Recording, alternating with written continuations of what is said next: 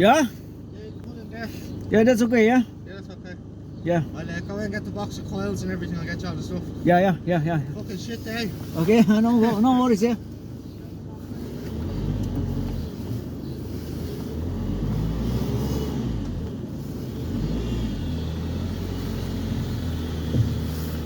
So, ito na yung BMW 1 Series. Papalitan natin yung kanyang shocks, front and rear. And then aftermarket yung ipapalit sa kanya. Sabi niya aftermarket yung ating ipapalit. So see you with. So guys, ito yung 1 series na BMW. Ito yung pinalitan natin ng dati. Makikita nyo sa video. Pinalitan ng rocker cover gasket at saka spark plug tubing. Okay, so ngayon wala ka na makikita dyan. Wala na tayong makikita dyan na oil. Dati meron dito, ngayon wala na. Super dry na talaga, as in yan, super dry na. So that's good. Now we move on to the second episode, which is papalitan natin yung kanyang shocks and springs ng coilovers ito.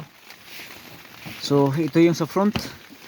Yung sa front meron ng mga bump stopper at saka dust cover, at saka ito yung sa rear meron na din. So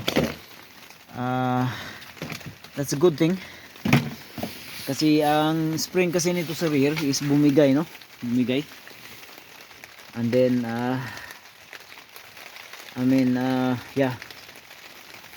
ito yata yung sa rear. Ito yung sa rear at saka ito yung sa front. Hindi kita natin dyan.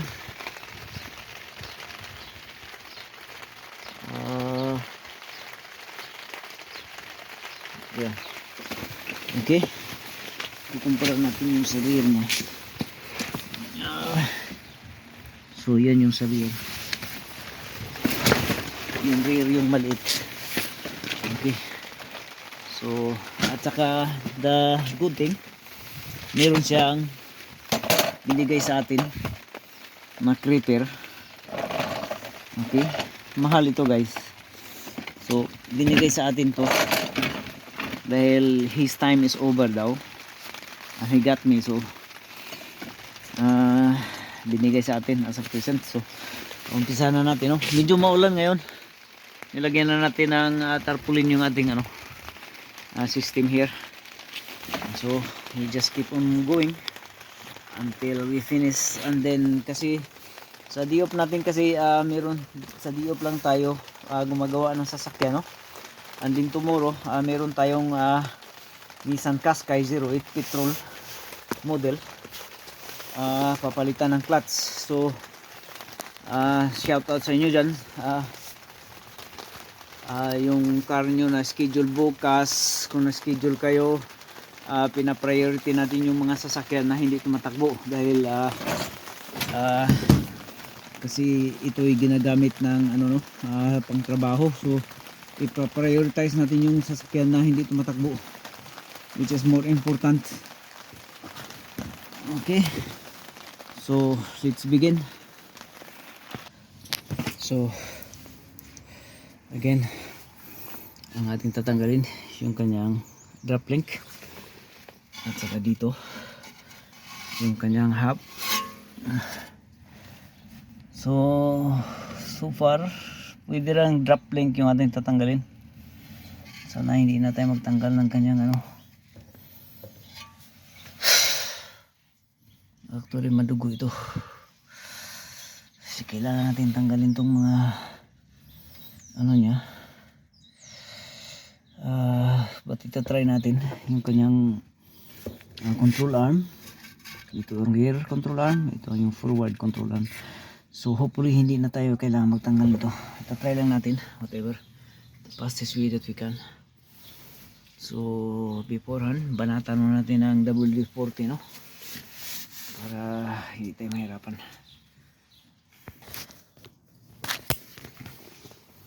So normally itong talagang drop link kailangan talaga ng pang counter, no?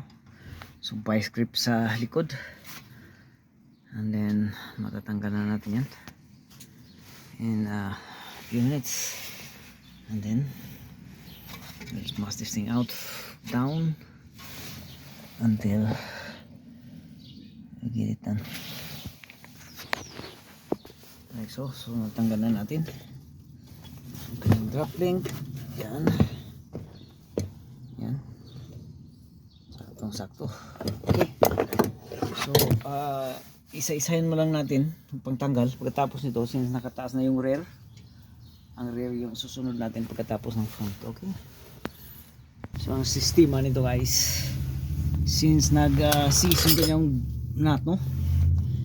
Self-locking kasi itong nut na to. So, kailangan natin back and forth, higpit, tighten, then loosen, tighten, then loosen, and then natanggalan natin, and then babakpan natin ang hydraulic push up para magkaroon siya ng pressure dito na hindi siya iikot, and then natanggalan natin to yung kanyang rear arm,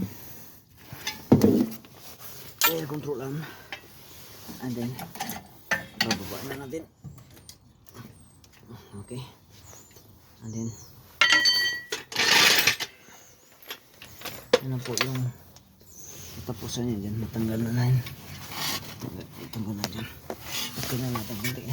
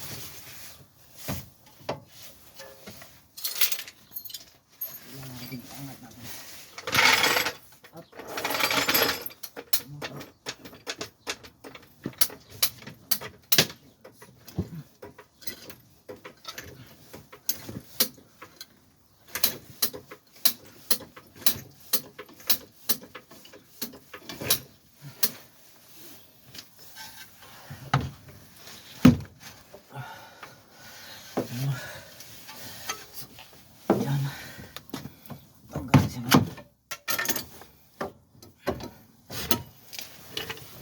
Ang pusa na siya. So,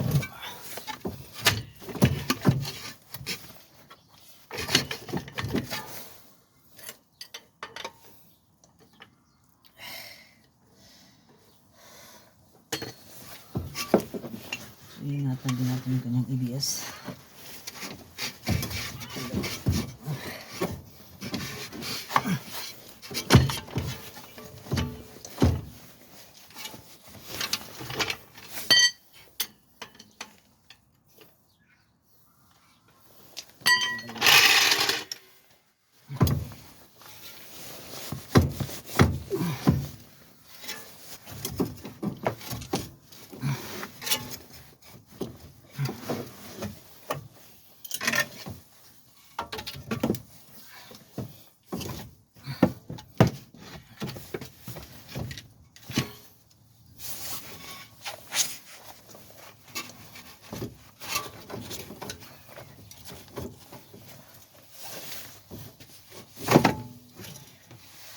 po.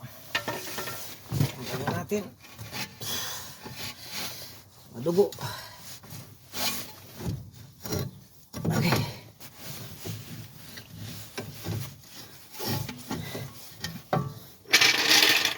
So, kailangan nating alalayin yung kanyang hub dito para hindi matinsyonado yung kanyang ABS, no? ABS wire.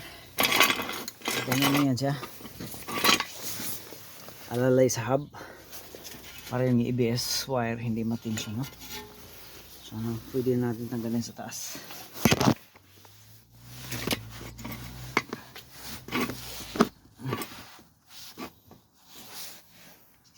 So magtanggal kayo ng mga 1 series na ganito, no need to remove the front control arm. You just remove the rear ones. Ito kasi yung nagpipigil sa kanya sa pagbaba. So yun.